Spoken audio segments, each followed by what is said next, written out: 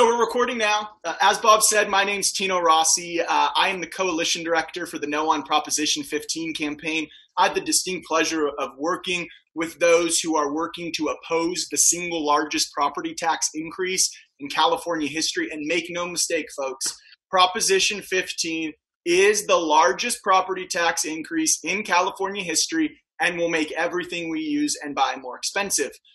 Thankfully, we have great supporters of our effort to defeat Proposition 15, like Bob and Mei Mei, who have graciously agreed to host these conversations once a week. So if you're able to join today, please put it down on your calendar, Thursday, 2 p.m. for next week. And we'll only have one link. I promise we'll only have one link. So we're going to spend each week talking about one of the flaws in Prop 15. And this week, we're going to focus on how Prop 15 impacts agriculture. And when we're looking at it, we have to take a step back and look at our farming industry as a whole. Now, most of you know about Proposition 13, which was passed in 1978. It provided certainty to homeowners and business owners, including farmers. Many of you may know that agriculture here in California is a dominant industry. It's a vital component of our economic engine that is California. And in fact, of the top 10 counties in the world, in terms of total ag production, 7 of them, including the district that our special guest is from today, are here in California. So it's incredible industry here in California. It's important that anytime we're considering a tax increase or any policy initiative, we look at how it impacts our farmers. Now, if you're watching Yes on Prop 15 commercials or you've seen any of their literature, they make a really erroneous claim and a really false claim, and that's that ag is exempt from taxation under Prop 15. If you take anything away from this webinar today, I hope it's one thing. Ag is not exempt from Proposition 15. Now, to get a little technical, the Constitution breaks real property up into 3 different sections: land, fixtures, and improvements. So when you go to the ballot box and you read the ballot title and summary, it's going to say that ag land is exempt. And we're not arguing that. That's 100% true. The proponents specifically exempted the dirt, the land that farmers use to grow crops. But that's where the exemption stops. Fixtures and improvements related to ag production are not exempt from the initiative. Well, what's a fixture and an improvement? Things like dairy parlors, processing facilities, barns, irrigation, fences, even mature fruit and nut trees, almonds, oranges, avocados, grapes, vines. All of these things will be subject to reassessment under the initiative. It's why groups like the California Farm Bureau Federation, Western Growers, Ag Council of California, League of Food Producers, and dozens of other statewide and regional agriculture organizations made an early commitment to defeating Proposition 15. Again, you're going to hear the proponents say that ag is exempt. Don't believe it for a second. Listen to the farmers. Listen to the folks that at the end of the day are out there growing a safe, affordable food supply for California. They all recognize we've had some extreme economic challenges in California, and many farmers have been forced to vertically integrate. That means they own the crop that's grown, the facility where it's processed, and now oftentimes the brand that it's being packaged into. All will be subject to tax along the way. And in fact, even grocery stores where you're going to be buying these fresh, affordable foods are going to be subject to taxation. And I just want to really emphasize the idea that we need to protect our farmers. We need to make it competitive to stay here in California and let ag continue to be an economic engine.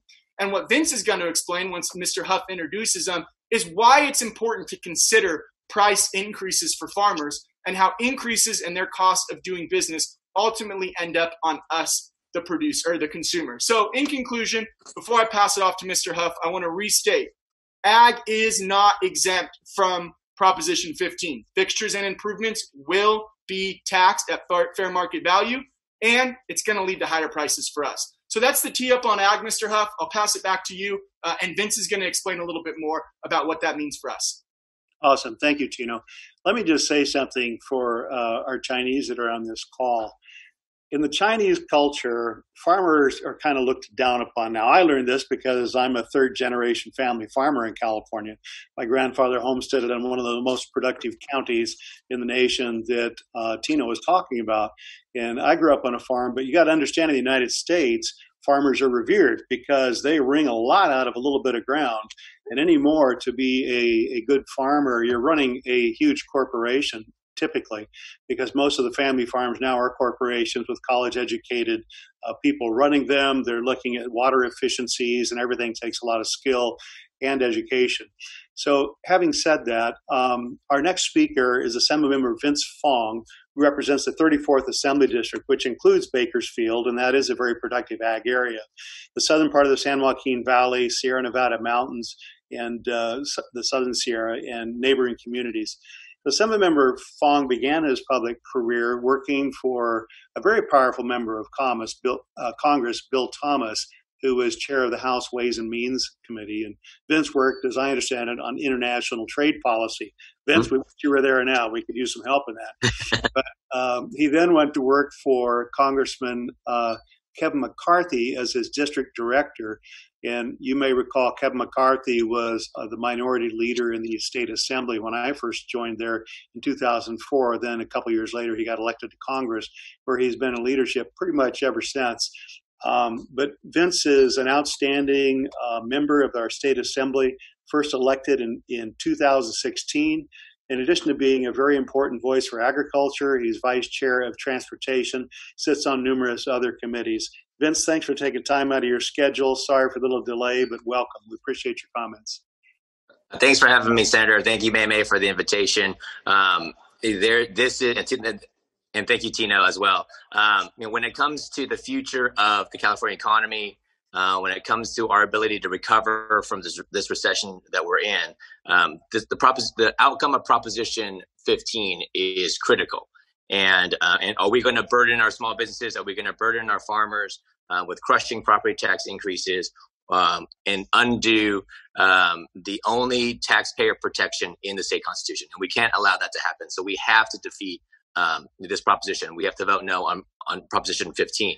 And someone who's born and raised in Kern County, I'm actually the first Asian American to represent Kern County in the state legislature, which is quite an honor to represent my hometown in Sacramento. But when we look at agriculture and we look at California, California is actually the top agriculture producing state in the nation.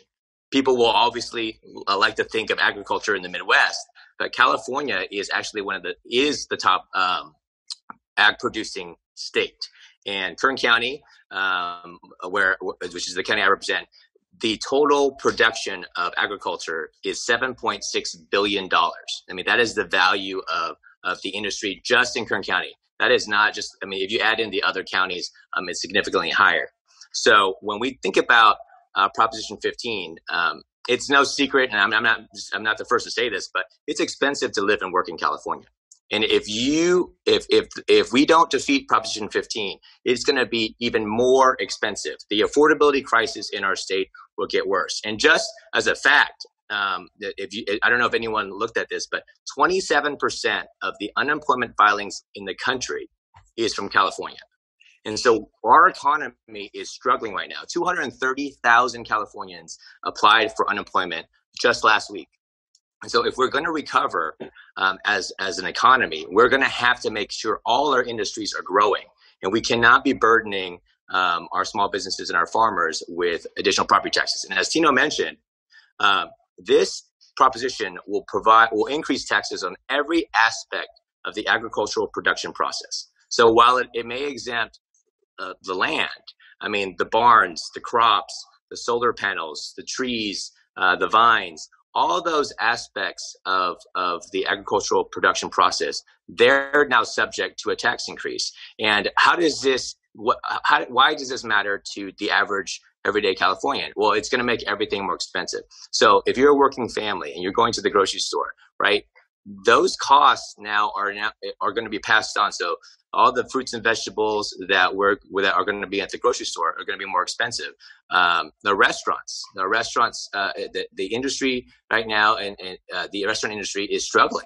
I mean, there is talk of a significant, if not even a majority of the restaurants that are right now closed may not survive if once we want to get reopened. But I mean, it's going to be a struggle because we've burdened them already with this recession.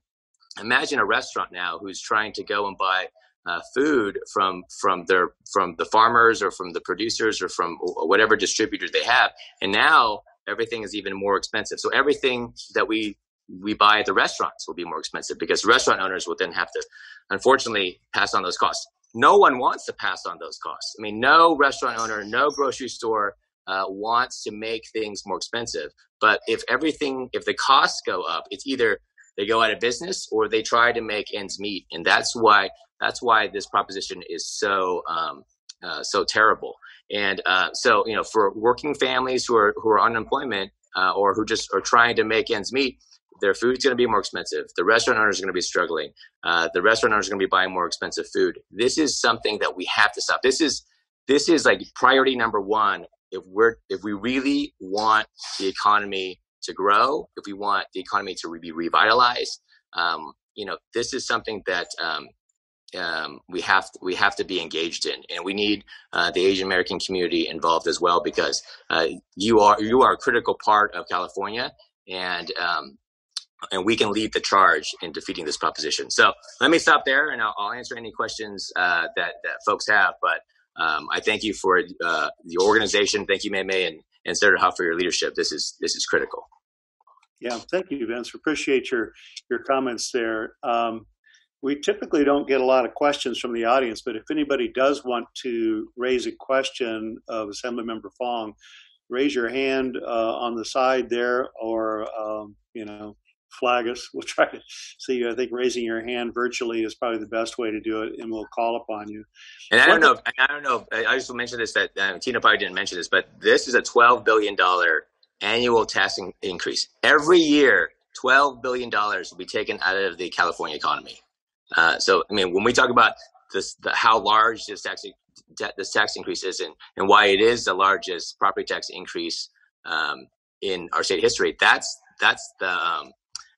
how large it is. And of course, I should also mention too that they're not stopping at agriculture or commercial property.